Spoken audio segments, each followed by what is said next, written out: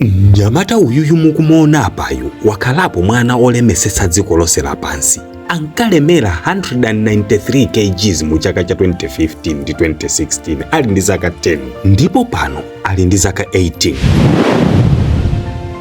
Ndi chani chinanenepetsa mwana ameneyu chonchi? Zinatani kuti achoke pooneka chonchi kufika apa? Moyo wake panopa uli motani? Tin Studios ndi dzina langa. Pitilizani kuonera pomwe nkhani ikupitilira. Osayiwala kupanga follow, komanso musayiwale kuti tikutsatsireni malonda anu aja kuti anthu awadziwe, tilankhuleni kuti mumvane nafe. Dzina lake ndi Arya Permana. Mu chaka cha 2015 amalemera 193 kgs ndipo amakanika even kukhala pa mpando uliwonse. Amavutika kudzuka akagona olo akakhala pansi kumene. Anadziwika paliponse kuti ndi mwana wolemetsetsa dziko lonse lapansi mu chakachi. Mayi ake ndi bambo ake ndosanenepa chonchayi.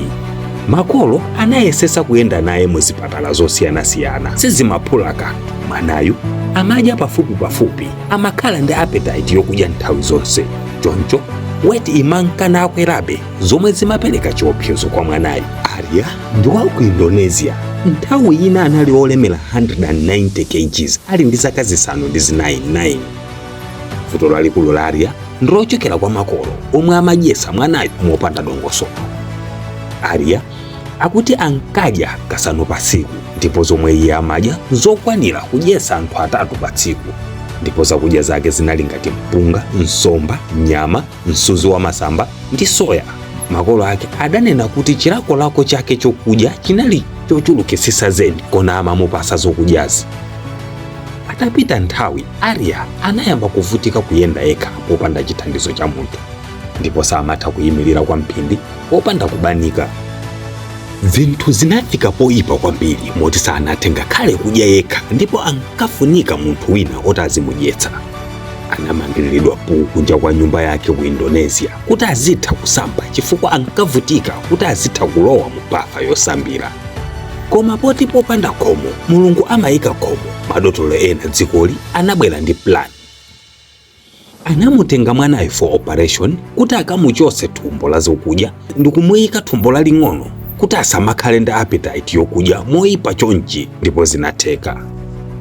After pamenepa anapatsidwa malamulo oti azikatsata ndi list ya zokudya zomwe sakuyenera kumakadya, ndipo anawuzidwa kuti key yayikulu ndiko kukawirikiza kupanga ma exercise katiti. Task inayambika mwa mwanayo. Anampezera mphunzitsi special omuthamangitsa thupi.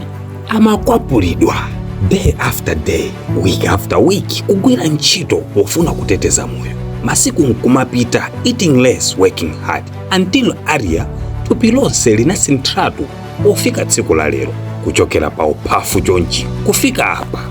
Ndipo kuchoka pa 193 kgs anayamba kulemera 78 kgs, kutali kwambiri ndiko mwanali. Anzanga mukuonera, ndikudziwa kuti kwathu kuno ambiri amagomera kunenepa, kamba kuti mukunenepa umaonekako ngati zinthu zikukuyendera. Koma lero ndikukutsimikizirani ngati pali chinthu chosasililika pa munthu ndiye kunenepa. Nthawi zambiri anthu ena uwusu ukhala mtendere, koma ndi ulumali osaonekera. Tiyeni tisamale thupi lathu popewa nthenda imeneyi yakunenepa. Inu mukudziwa kale kuti munthu akanenepa, olo ndi kuthamanga kumene amathamanga mayadi 10 ndi kuwerama, kuli kusakasaka mpweya wa mapumidwe. Share Arya story.